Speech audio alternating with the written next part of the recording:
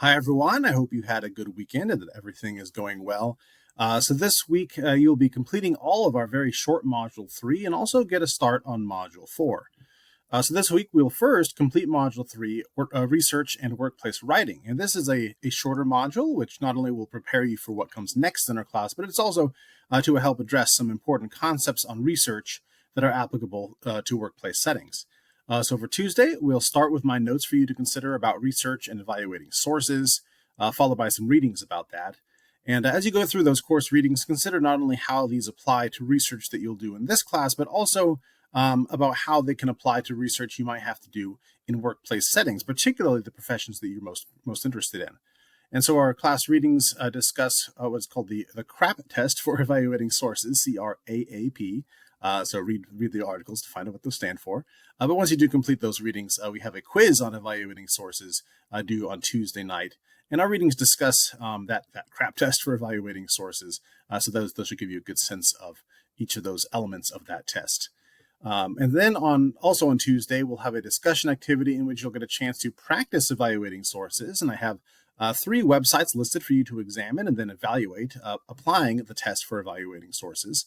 And so for that discussion activity, you'll practice memo formatting again, preparing your discussion post as a memo to your classmates. And then you'll need, of course, to respond to your classmates. Those responses will be due by Wednesday night.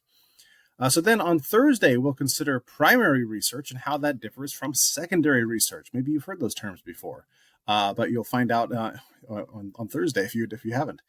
So with that in mind, I do have a few notes on Canvas, followed by a couple of short readings relating to primary research.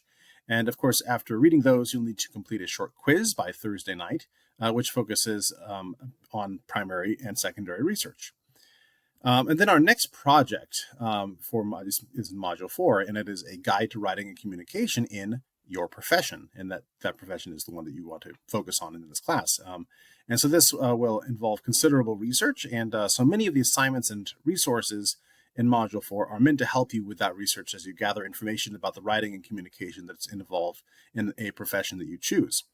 And so this assignment is an important part of how you can tailor this course toward your own career goals, since you'll get to focus on the communication practices in a profession that you are interested in.